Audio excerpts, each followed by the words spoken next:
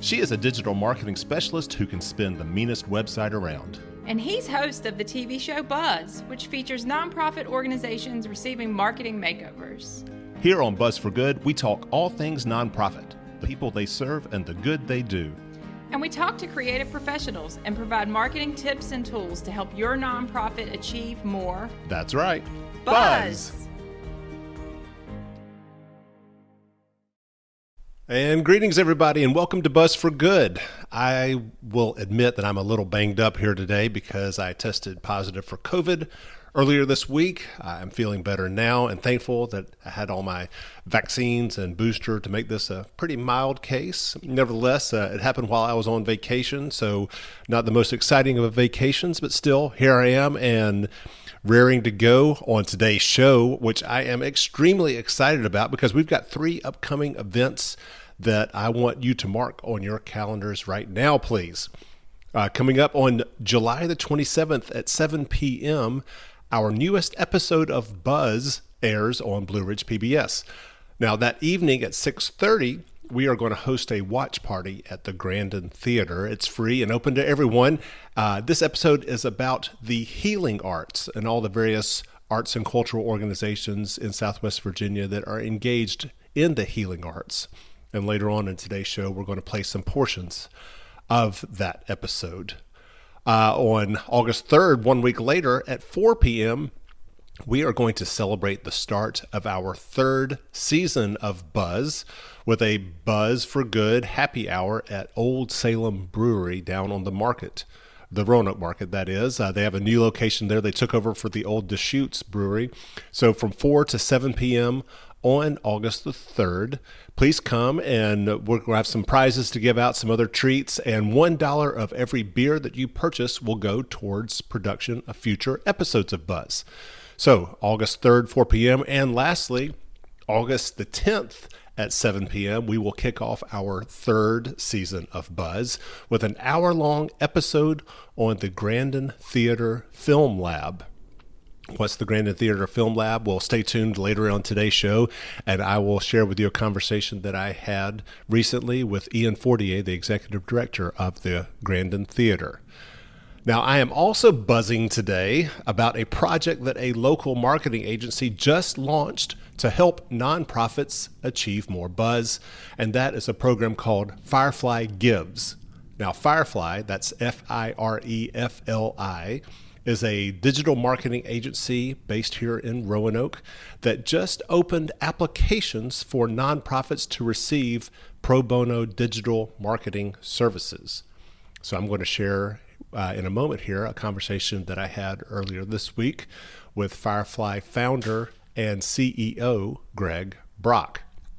Now, if you are new to this show and wondering what the Buzz is all about, here on Buzz for Good, we share the great work that nonprofit organizations do in our communities, from homeless shelters and food pantries to arts and cultural organizations like the ballet, the symphony, science museum, history museum, as well as enrichment programs kind of like the Grandin Theatre Film Lab for kids. Just in today's show alone, we are going to talk about arts organizations working with the healing arts. We are going to try to add to the ongoing conversations around abortion rights and restrictions and the overturning of Roe v. Wade by sharing some work that we have done in the past on our TV show featuring the crisis pregnancy nonprofit Blue Ridge Women's Center. And once again, we are going to share a conversation I recently had about the Grandin Theatre Film Lab. So nonprofits are doing all those different types of work in our community. And so I'm a big believer in them, and I'm hopeful that throughout the show, you will become even a stronger believer as well. My name is Michael Hemphill. I'm the creator and host of the TV show Buzz that airs on Blue Ridge PBS. And on each episode, we feature a nonprofit organization receiving a marketing makeover from a team of professionals who are affiliated with the American Advertising Federation of Roanoke. These professionals in each episode donate their time and their talent to help these nonprofits attract more donors and volunteers and clients to their cause. In short, we try to provide them with more buzz so they can do more of the life-giving work that they are doing throughout our community. You can stay connected with us throughout the week at Buzz for Good by going to our website, buzzforgood.com. That's buzz, B-U-Z-Z, number 4, good.com. We're also on Facebook, Instagram, LinkedIn, and YouTube at Buzz for Good. On our YouTube channel, you can watch all 21 of our episodes that we have produced to date since our launch in August of 2020. So please stay connected with us at any time. And also want to take a moment to thank our sponsors, Freedom First Credit Union, where people bank for good. Find out what they are about at freedomfirst.com, as well as the Roanoke Cultural Endowment, which is working to provide a long-range source of funding for arts and cultural organizations through our community. And they are at roanokeculturalendowment.org. Now, speaking of marketing professionals who donate their time and talent to help nonprofits achieve more buzz, we are going to start today's show with Firefly Gives. Firefly Gives was just announced by Firefly Digital Marketing Agency as an effort to donate their time and talent to help nonprofits provide them with digital marketing resources like a new website or a social media campaign, on and on and on. You can find out more about this program at gives.firefly.com. That's gives, G-I-V-E-S, Firefly, Firefly.com. And again, here's the conversation I had earlier this week with founder and CEO Greg Brock.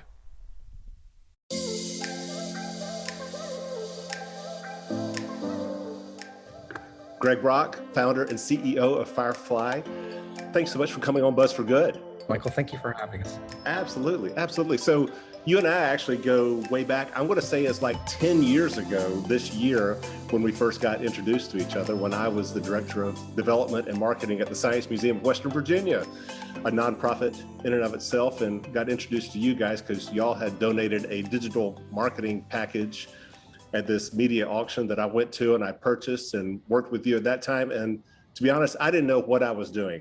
I think I'm like most, I think I'm like most nonprofits when it comes to digital marketing, not really knowing, feeling like I should be in this space, but not really knowing what to do in this space. And so I know I caused you more frustrations and probably gave you a lot more than your. No, it's funny about that evening. I don't remember much about it, but do you remember who their star, I guess was like featured guest that was there to kind of drum up the crowd? This is remind me. Memory. He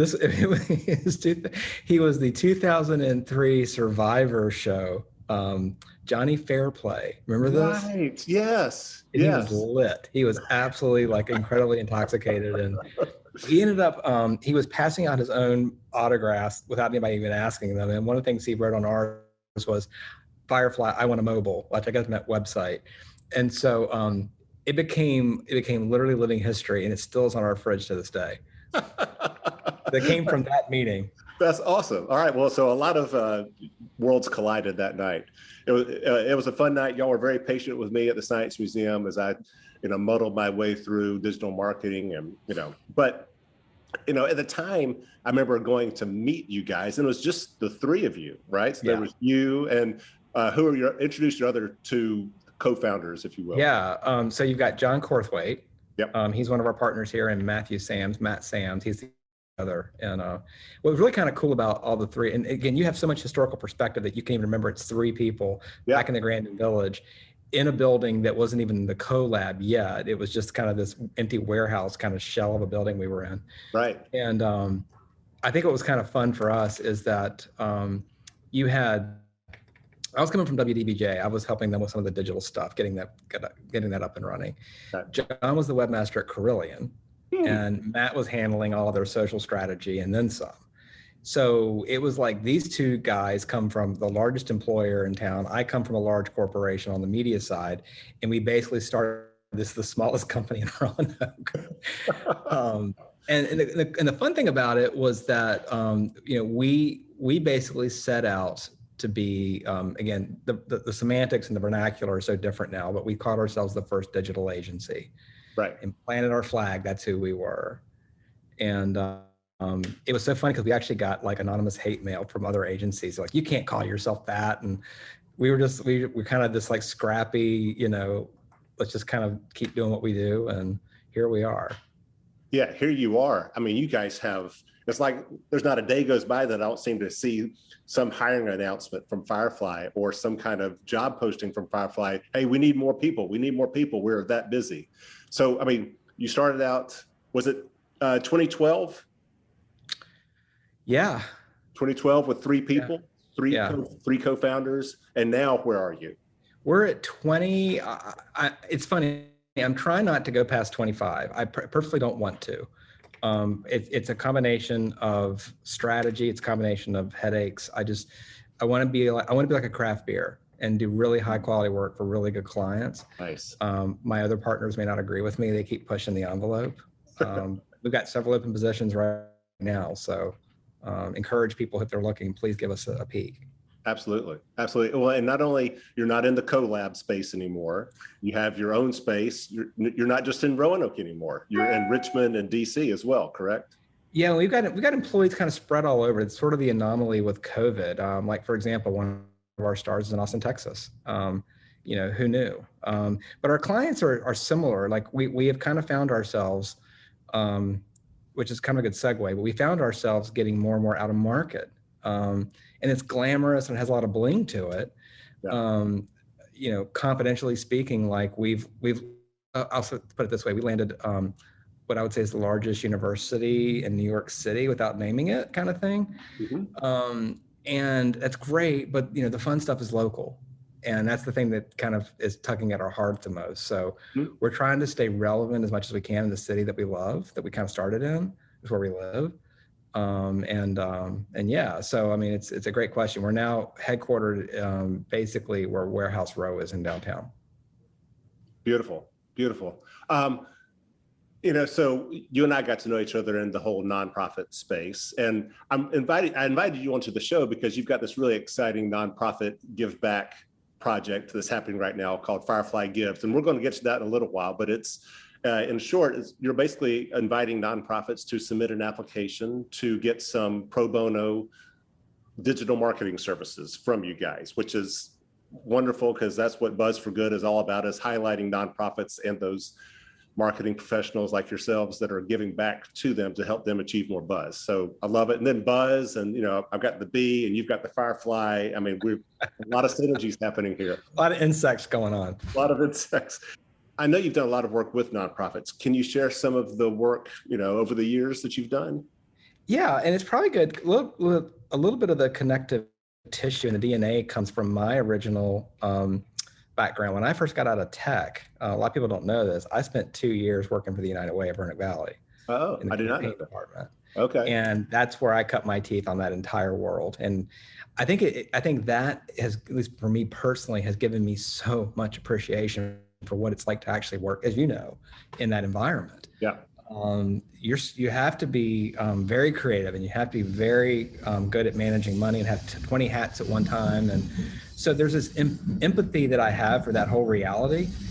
And so, coming forward, United Way has been one of our clients. We've also worked with like the Jefferson Center, Roanoke Cultural Endowment. That's been one. Habitat for Humanity is another one. Habitat's interesting because, and this is one of the things that we just kind of do. We just one day very quietly built up a brand new website. We didn't talk about it. We didn't promote it. It was just like, we just wanted to go do this for them. And it's kind of who we are at our core. We try to do the good. Mm-hmm. Family Service of Roanoke Valley, that's another one. Yeah. But there's also nonprofits out of the market. As much as we want to keep it local, we've done some work for Volunteer Fairfax, and then like the United States Chamber of Commerce Foundation.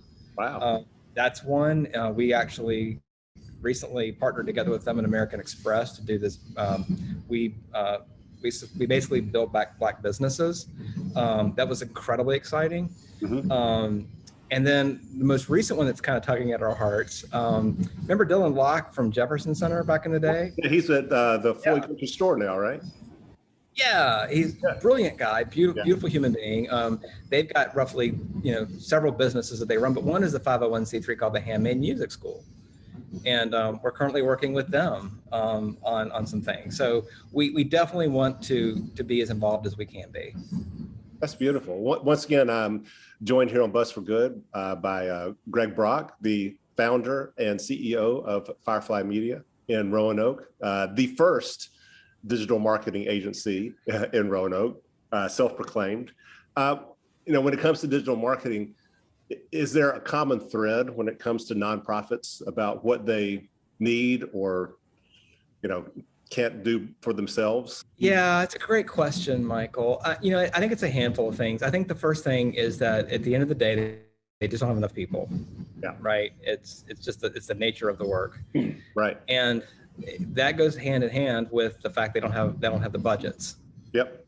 So that's a perfect storm right there. Usually, like in my case with the Science Museum where we first met, I was the director of marketing and development. And so, those are two very different skill sets. When it comes to development, you're trying to raise money, and then marketing, you're trying to figure it out. And then when, throw in digital on top of that, which was a very new, still is in some ways a very new field that requires a lot of expertise. It's really true. And take your own background. Like imagine in bigger companies, not only would you be, say, like a director of development, then you'd have a team underneath you. Yeah. So to your point, like you literally are running wide open. Yeah.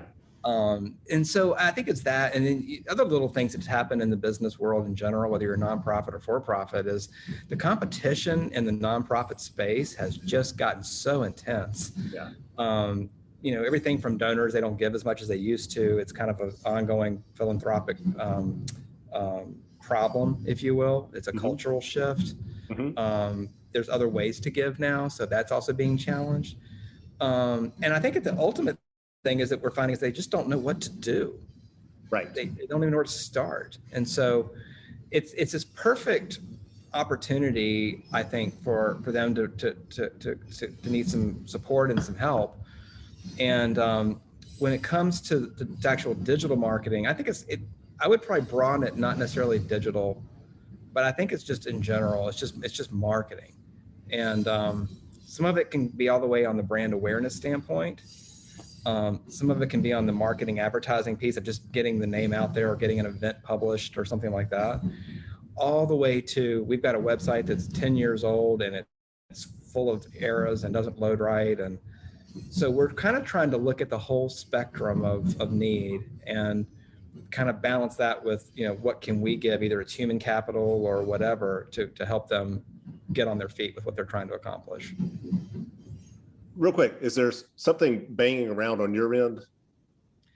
Thank you for asking. I've often wondered if clients hear that. So if you will, it's like being on the Chicago A line. So Warehouse Row is here.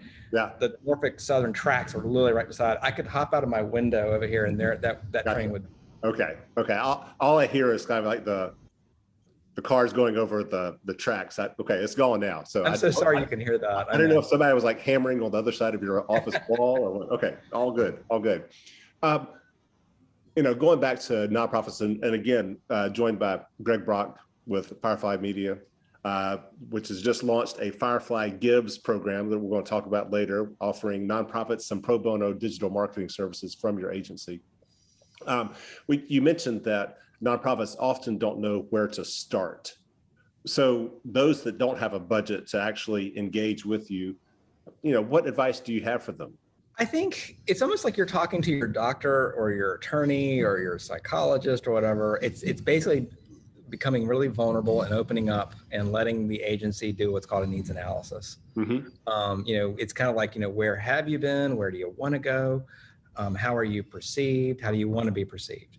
And all these different kinds of questions that are keeping them up at night. Yeah. Because at the end of the day, it's not really the marketing component that leads the conversation. It's more about what is your problem you're trying to fix, solve, get on top of. And then marketing is one piece of many pieces that are going to play a role in helping you get there. So what we would kind of counsel is, just open up, be as vulnerable as you can, talk about the landscape, all the stuff, the warts and all. And then, a good agency should really have really good listening ears, and some really good solutions to possibly help you get there. Mm-hmm. Mm-hmm. Is there a place where you want nonprofits, or you feel like nonprofits should start when it comes to their digital perspective or outlook? I mean, is it starting with their website? Is it starting with their social media pages, email? I mean, is there one place in particular that they should focus on? No, again, I think it's really important to focus on what is their objective. So here's a good example. Let's say that they just had a website built a year ago. That may not be the thing that they need at the moment. Mm-hmm. But let's say that what they're finding is that donors, let's just say more realistically, donors maybe are down, right? Or the donor base is down, or it's shifting, or whatever. I'll use the United Way as a great example, because that's one that tugs at my heart. You know, they have historically seen the large companies out in the area leave. Advance Auto's not here anymore, Norfolk Southern, as we are sitting here talking. You know, and so their reality has changed on what's happening. So what I would suggest is, like they just built a brand new website as an example. What I would suggest is a conversation around the bugaboo of our donor base is down, what do we do next? And then from that conversation, you would unpack, okay, well, let's talk about, you know, what strategies are you doing right now? What kind of marketing have you done? Has it been successful? You know, things like that. They actually do a pretty good job. I know they've got some good board of directors that kind of help them get aligned with some things. But at the end of the day, again, I don't think it's necessarily about starting with your assets that you have. It's more about the problem that you're trying to solve. Why don't we jump into Firefly Gibbs? Yeah. Yeah. What was that? Well, tell us what it is first, and then we'll kind of rewind to what brought it about. Sure. It is. It's truly. Thank you for asking, Michael. And again, thank you for having us on the show to even have a chance to talk about this. Yeah. This is truly from the heart. There is no agenda here. It's not like we're trying to, and you know, we're going to match this if you give us $1 for $1. It's not that at all. Mm-hmm. This is truly philanthropic. This comes from the culture that we keep here. And ironically, you know, we kind of backed into it, going back to the We Back Black Business thing with the U.S. Chamber of Commerce Foundation.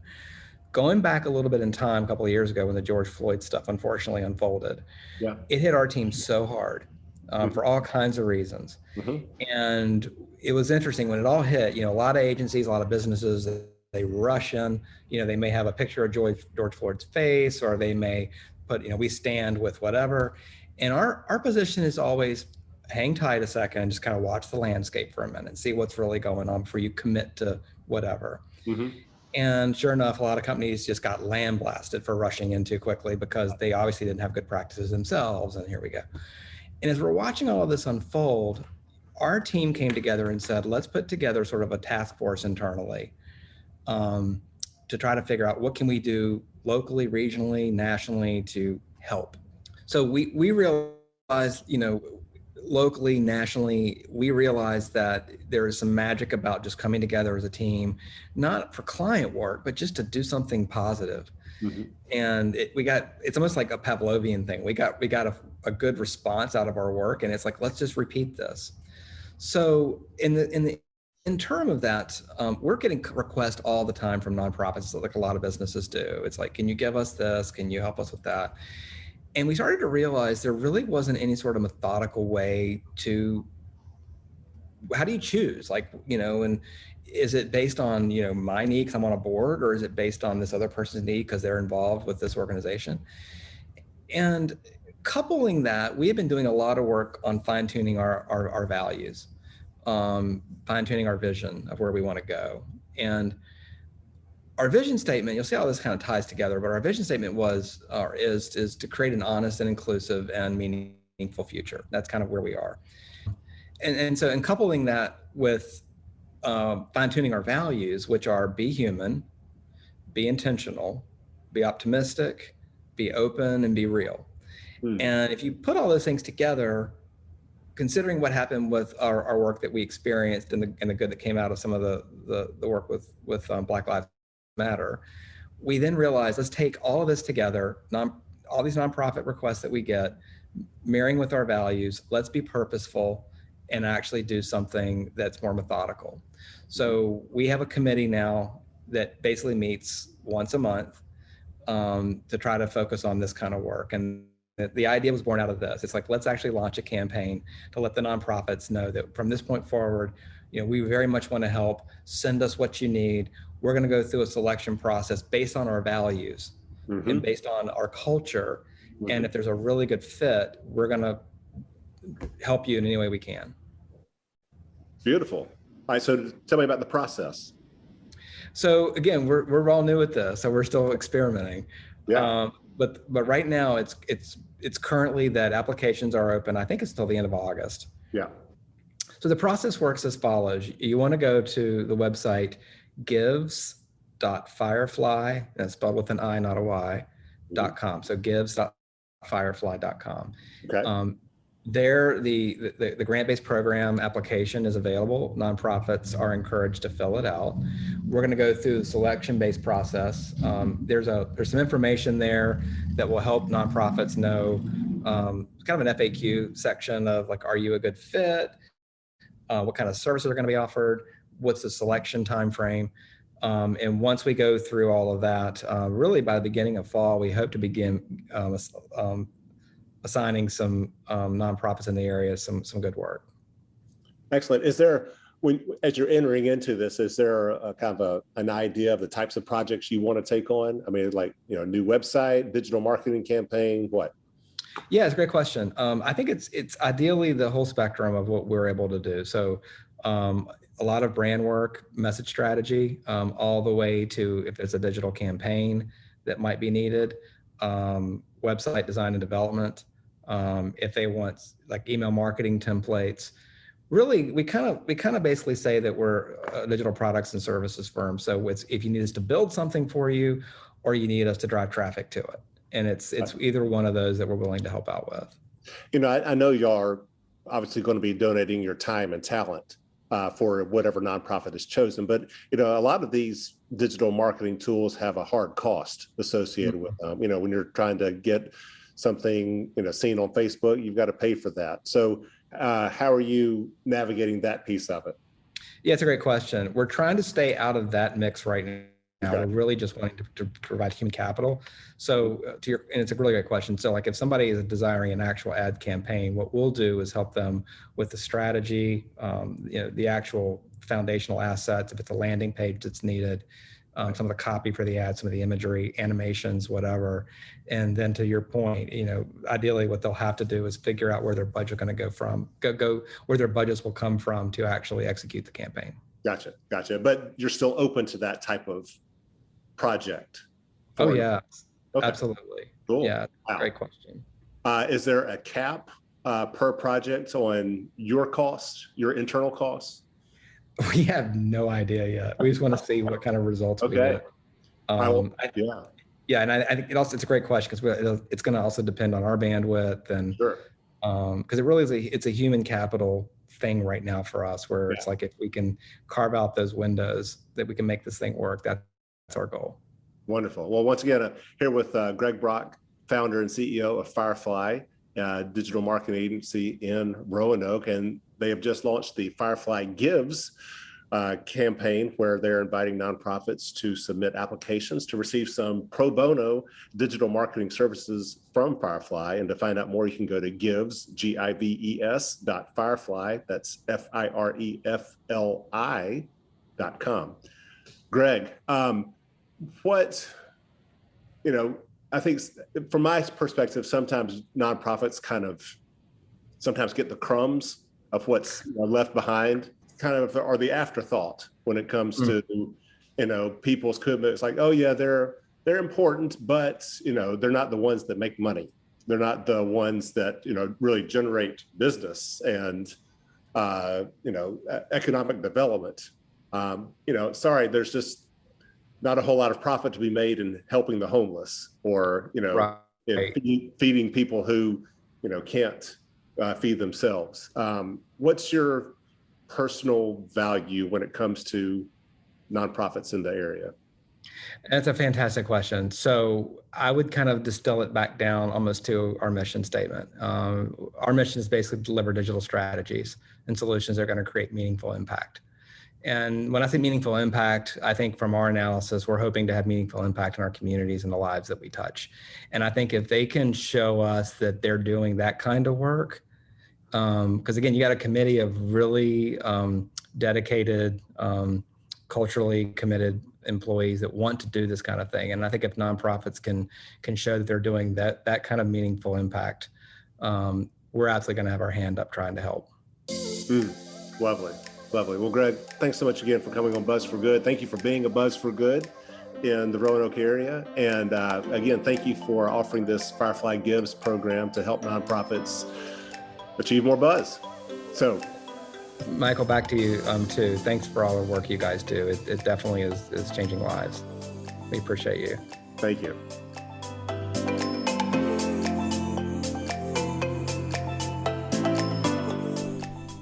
Once again, I am Michael Hemphill, creator and host of the TV show Buzz that airs on Blue Ridge PBS. Our show is on almost every Wednesday night at 7 p.m. on PBS, so please tune in and watch some previous episodes that we have produced over our nearly 2 years in operation. We also have tried to have a new episode every month, and our next new episode will be on July 27th. With one featuring nonprofits involved in the healing arts. And that episode will conclude season 2 of Buzz. Again, we will have a watch party at the Grandin Theatre that evening, starting at 6:30. For all who are interested, it's free, open to the public, and you can come and just celebrate with us, all the arts and cultural organizations involved with the healing arts. And then once again, we will kick off season 3 on August the 10th with a new episode featuring the Grandin Theatre Film Lab. And again, the Grandin Theatre will host our watch party that night as well. Stay connected with Buzz for Good throughout the week at buzzforgood.com, BUZZ4good.com, as well as on our social media channels, Facebook, Instagram, LinkedIn, and YouTube at Buzz for Good. And once again, thank you to our sponsors, Freedom First Credit Union and the Roanoke Cultural Endowment. One more event that I want to make sure you have on your calendar is August 3rd from 4 to 7 p.m. at the Old Salem Brewery on the Market Building. On Roanoke Market Street. They took over for the space that used to be Deschutes Brewery. We're going to have a happy hour there. Come and celebrate with us the start of our 3rd season, and $1 of every beer that you purchase will go towards production of future Buzz episodes. Now, our next episode, new, that's coming out, is on July the 27th. Once again, it's featuring the healing arts, and it's a program that we are producing in partnership with the Roanoke Cultural Endowment, the City of Roanoke, and Carilion Clinic. Carilion's Healing Arts program was started by Dr. Robert L.A. Keeley, who was a giant in Roanoke's medical community until his passing a few years ago.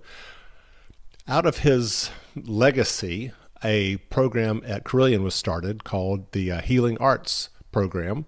And we start off our episode featuring this program with interviews with 2 of his 15 children, Dan Keeley, who is the music minister at Our Lady of Nazareth, and Dr. Nina Keeley Sweeney, who's a family physician here in Roanoke. I'm going to play those interviews now, and then we're going to follow them with an interview of one of the people who has been helped by this healing arts program. And her name is Jane Tyminski, who has a really compelling story. We feature her as well as Brian Harvest Black Hancock, one of Carilion's artists in residence, who is funded by the Healing Arts program, and his work helping Jane overcome some serious depression that she was suffering from. Finding healing can often feel like a maze. For some sicknesses, psychological and emotional, the path to a cure can be equal parts science and art. Today's episode of Buzz focuses on the healing arts, part 3 of a 6-episode series we are producing in partnership with the City of Roanoke and the Roanoke Cultural Endowment on our region's arts and culture. And when it comes to the healing arts in Roanoke, there's no mysterious route on how it all started. The origin of this story has a straight path to one man, Dr. Robert L.A. Keeley. Hi, I'm Dan Keeley. I'm the 10th child of the 15 Keeley children, and I'm the Director of Music and Worship at Our Lady of Nazareth. I've been in that position for 28 years. I'm Nina Keeley Sweeney, and I am the last of Dr. Robert L.A. Keeley and Nina B. Keeley's 15 children, and I'm a family practitioner here in Roanoke, Virginia. My dad's musical legacy, I remember as a child that he played a couple piano pieces that he learned from memory, and he always played public radio on Sunday morning, the Mormon Tabernacle Choir, so I always remember that. So my father, Dr. Robert L.A. Keeley, is from the Roanoke area, moved back and helped start Jefferson Surgical Clinic, where he was a general and thoracic surgeon for many years. The other thing was that, of course, us going to church, and he would always sing, so I witnessed that. And he would tell stories about his dad being the first music minister at Our Lady of Nazareth.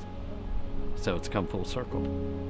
And he practiced at Roanoke Memorial Hospital. He was also involved in the residency programs for general surgery as a liaison with the University of Virginia. And later on in life worked for Carilion Roanoke Memorial Hospital, where he worked as a physician liaison between the nursing staff and other physicians. The Healing Arts program, I believe, began with an initiative called Medicine and Muse. And my father was the first person to receive that award from Carilion. It was the start, I believe, of the Healing Arts program. One of my favorite things that they have is the burden boat, and when you go into the hospital, you're anxious and you're nervous and you're worried about your loved one or whoever is there. And, people will write their burdens into that boat. And then each year they take that to the healing garden, they take those burdens and they light them on fire. A lot of people have done that and commented about how they thought that was such a neat practice and how it was nice for them to unload that burden when they came into the hospital. What would my dad think about what Healing Arts is doing today? I think he would be blown away. And every time I think about this, I really get emotional because it's people who are on the Healing Arts Board are so invested in that vision of healing with the arts. And I thank them constantly. I totally, every time we meet, I am so grateful for all the work that they do. So, and it touches me, obviously. So. One patient who has benefited from Carilion's Healing Arts program is Jane Tyminski, who had endured years of disappointing, even abusive relationships until she met the love of her life, Jerry. They were married 10 years until pancreatic cancer suddenly took him from her. I like to think of that old whack-a-mole game. I've been known as a survivor. I can smile for the camera, put that strong exterior on, and I just, you stick your head out, you get bashed. You stick your head out, you get bashed. And this time, I just crumbled into a major pit of despair. My name is Brian Harvest Black Hancock. I'm a spoken word artist. I'm the founder of Soul Sessions. I also am the lead performer for Harvest Black and Squad Soul, and been doing area events with Soul Sessions and doing music for about I say probably over 20 years or so. Well, I just kind of stayed in that familiar pit for a while. I have no children either, so there's just no word that I can think of powerful enough to describe it. It's just plain hard. I've been working with Carilion Healing Arts. They've given me a residency here, and I'm able to use creative writing prompts, music, poetry, and hip-hop as a pedagogy, and in different facets, working whether it be grief and loss, whether it be with children on the adolescent unit here at the Annex for Carilion, and just also with the doctors and nurses that have been on the front line of that egregious disease, COVID-19. time went by, and actually I was seeking counseling, and Carilion offered a program last summer for healing through creative arts. And of all the things that I've been through, that has just rerouted me to a whole new path in life. I mean, I'm just surprised myself how profound this can be. I met Jane through, we were doing the Zoom project with grief and loss, and it's called The Art of Healing. It's been incredible. I mean, I just feel like I was just kind of caught inside myself in that muck. And, and I feel like that this program opened that door to where I could finally come out to where the air was fresh and the skies were blue. I mean, it took a while. It's not an instant thing. You have to put in the work. We had her write a poem about him, and I gave her an opportunity to say, we're not looking for like this thing where everybody is Shakespeare or something like that. We're saying, illustrate it from the heart of who that person was for you. Were you taking medication during this time as well? I was, and believe it or not, I've just recently became free from my medicine. This has been incredible for me. I'm on no medicine right now, so. So truly it has healed. Yes. I mean, my whole life has been challenging. I hate to admit this, but I've had a couple suicide attempts in my life. It's not been an easy journey. It was a beautiful thing to see people just kind of stand up. And even myself, I lost my brother a few years ago, unfortunately, to suicide. And just meeting people halfway and being in the place of walking in vulnerability and walking in that honesty. Instead of saying, I'm the expert, I have all the answers, we're working to figure it out together. But now I feel like, I've overcame a lot in my life, and I feel like this is helping me to believe that I can do it again. I just feel like that I've been rescued out of that pit of despair.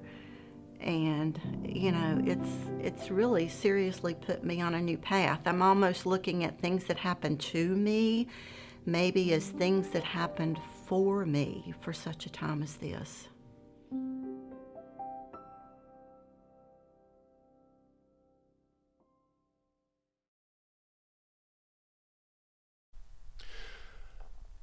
Now, that is just a small portion of our Healing Arts episode that is airing on July 27th at 7 p.m. on Blue Ridge PBS. Again, we have our watch party at the Grandin Theatre that night starting at 6:30.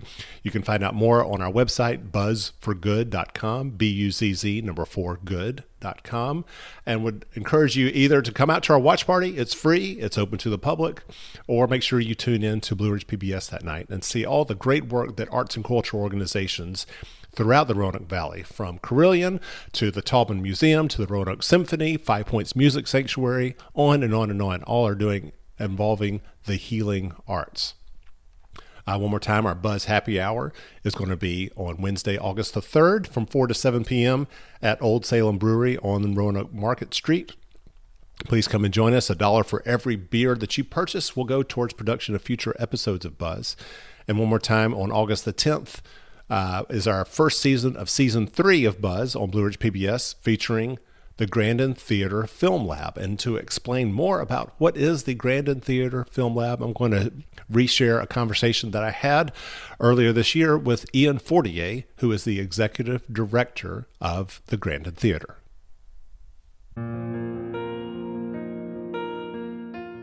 So the Film Lab was an idea that stemmed from the music lab at the Jefferson Center, which is where I was for almost 5 years prior to taking this job in 2014. And, the Jefferson Center did a really good job of creating a footprint for experiential learning for after-school programs for kids, where they were not only playing musical instruments, but they were doing it together. They were learning about composition. They were learning about the technology side of it, the editing side of it, the programmatic side of it. And when I got to Grandin in 2014, we thought, well, what if this program could be replicated, and instead of putting musical instruments in kids' hands, we'd put cameras in their hands and microphones and and gaffs and booms and sound packs and lighting equipment. And we started to teach them how to take their ideas and turn them into short films. And the program started as a nascent idea, and then we wrote a bunch of grants, and it got grant funded. And then we hired Tyler Lyon, who's our program coordinator, who's just a very adept guy. And we started teaching these kids how to make films at a very high level. This isn't a movie club. They don't come and watch movies and eat popcorn and talk about it. The curriculum goes from September through May. It's an after-school program. They do an additional probably 120 hours of work on top of their school in that 9 to 10 month period. We have two groups. We have a beginner cohort every year, and then we have our advanced students who could be anywhere from their second year or their fourth year, depending on when we got them. And they matriculate through the curriculum. They spend the fall working on their skills, small projects, small shorts. They have lighting components, sound components, editing components, and then every student is required to write their own script. And then we submit the scripts, and we have an anonymous script submission where filmmakers and film professors from the region rate them on a matrix, and then we choose which films score highest, and then we put the kids' names back on them and find out which kids' films will be made. And all the other kids join a film team, and they're either executive producer, or they're an editor, or they're a PA, or they're the director themselves. And then in the springtime, we take those films and we take them from script and idea, and we turn them into film. So we produce about 4 films a year, and in addition to several other shorts that they work on as part of their projects. And then at the end of the year, we showcase them at the Grandin Theatre Film Lab showcase. This program, was an idea about fulfilling a need that we believed happened in our region, or was required in our region. I remember in 2014, Dwayne Yancey, who was a reporter at the Roanoke Times, he did a piece on the Virginia High School Film Festival, and he was talking about how there were 106 submissions in that year, but only 3 of them came from west of Charlottesville. So what we realized is that there weren't students in the southwestern part of the Commonwealth that were producing their own films. And we designed this program to be all inclusive. It connects all the dots. They get volunteer instruction throughout the year from professional filmmakers, film professors, professional gaffers, professional script writers and sound writers that all come into the program and teach the kids, and they all do it for free. And these kids' products in the last 6 years, we've probably produced over 25 short films in the last 6 years, and they have been submitted and accepted to over 50 film festivals worldwide, from as far away as Australia and Austria. And they've received awards, over 30 different awards from film festivals, including 8 student Emmys. We've had 8 films that have been, well, actually 7 films and 1 music video that have been winners in the the Chesapeake region, which is sort of the Mid-Atlantic region. And 3 of those have gone on to be the final 5 film nominations for best high school film made in the entire country. Bravo. Well, I am, when I first saw the work at the Roanoke Arts Pop, again, I was blown away, got to meet Tyler. What a spectacular person to be in charge of that program. And it got me thinking, and, full disclosure, you and I have had conversations, I'm hopeful that, in some small way, I can help bring more buzz to this program by featuring the Film Lab and some of the students' work on an upcoming episode that hopefully we'll be able to get on Blue Ridge PBS later this summer. So I'm excited about it. Yeah, and I greatly appreciate that. This is, we spend most of our resources making the program happen. So, drawing external attention to it at a high level like Buzz is capable of doing is something that we're profoundly interested in. Yeah. Wow. Well, I'm excited about getting there and capturing your students in action, and then, like I said, presenting it on a Buzz episode sometime later this year. And meanwhile, speaking of this year, you've got a lot going on. You've got renovation. You've got to celebrate your 90th, on and on and on. So thank you for all that you and the Grandin do to just raise the quality of arts in the Roanoke Valley. So thanks so much, Ian, for being part of the show today. It's my pleasure, Michael, and thank you for having me. And we look forward to future collaboration. Absolutely.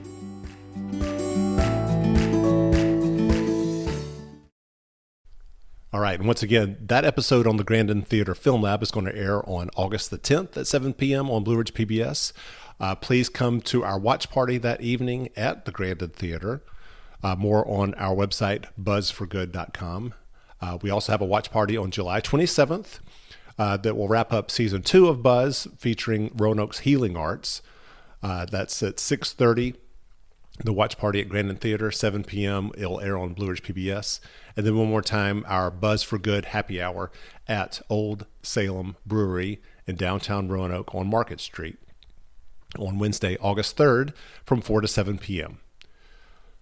To wrap up today's show, I know if, like you, our country has been really embroiled in this debate following the Supreme Court's decision in June to overturn Roe v. Wade.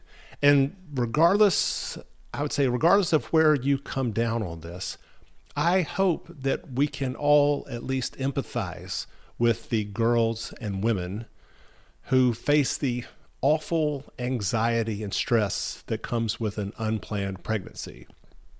Sadly, this is an issue that's mostly facing girls and women because, unfortunately, the guys who were involved with the creation of that life have abdicated their responsibility to be there and be part of this discussion. So it turns into an issue that, unfortunately, is only being confronted by women. And for those women who have chosen to carry their child to term and to deliver, there's an organization in Roanoke that we featured on Buzz in 2021 called the Blue Ridge Women's Center. Just a remarkable organization that is helping women who have an unplanned pregnancy and choose to keep their child. And so I wanted to share with you some of that episode because it just provides, I think, a really compelling example of the work that they do as well as the people whom they serve. And the first voice that you will hear here is the voice of Ann Russell, Blue Ridge Women's Center's executive director, who describes what to expect when you enter the Women's Center. And then following that are some of the folks whom they have helped. When a woman walks into Blue Ridge Women's Center, she's going to be greeted by one of our friendly staff members who will have her fill out some paperwork, then maybe go give a urine specimen for pregnancy tests. One of our client advocates will then take her back into a counseling room and talk with her about her feelings about her pregnancy, what she may be considering for her pregnancy.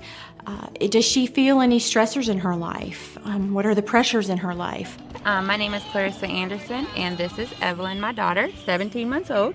Her father and I had been together in a very toxic relationship for about 12 years on and off, and she was unexpected, and I decided when I found out that I was pregnant with her that I did not want to raise her in that environment.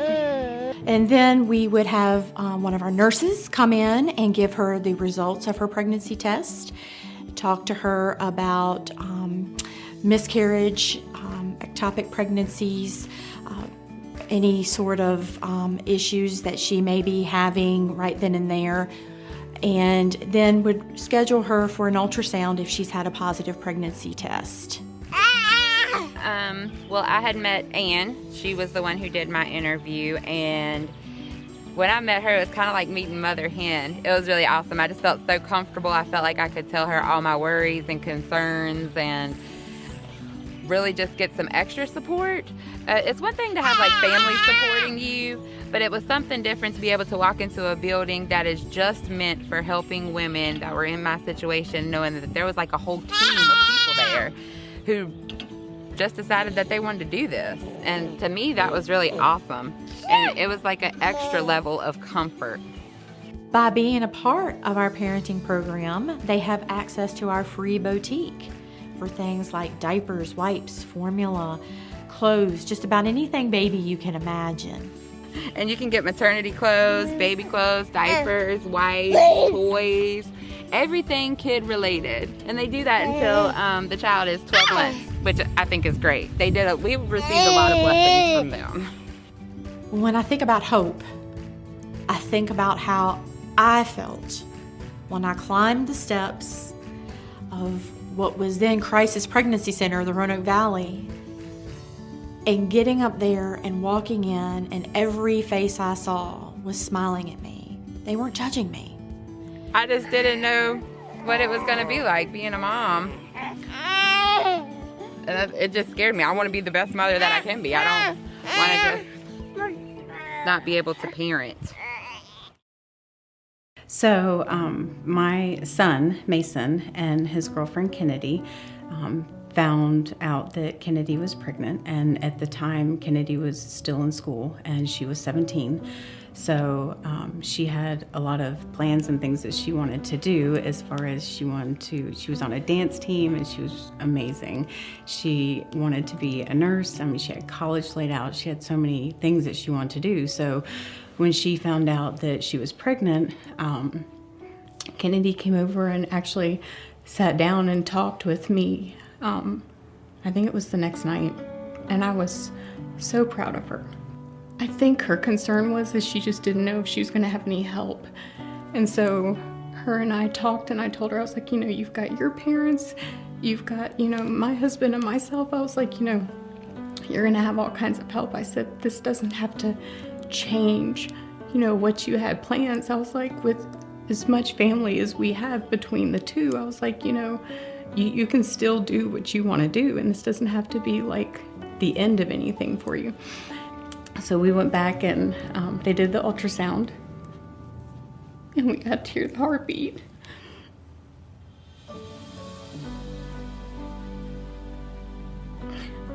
And I think that made a difference for Kennedy.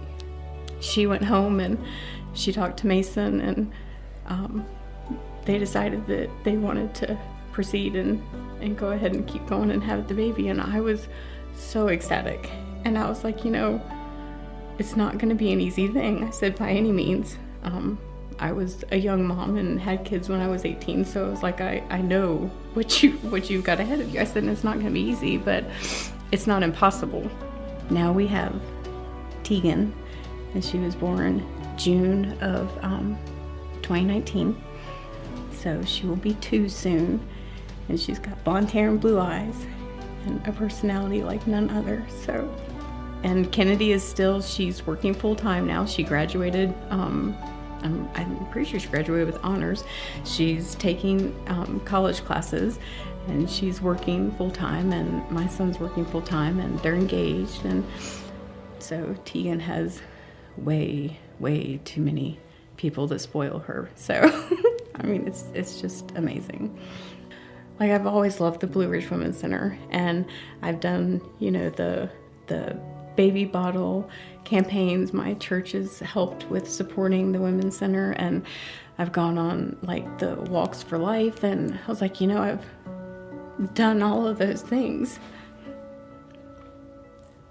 But when it's sitting in your living room, it's just a whole different story. I mean, Kennedy was just amazing. And to have all of the stuff going on and to just feel like it's over. And then to have the strength to say, you know what, I can do this. And every time I look at Tegan, I have 4 grandbabies. 3 of them are boys, and then there's Tegan. And Tegan is always going to be a little bit special because she might not have been here. So I wouldn't trade her for the world.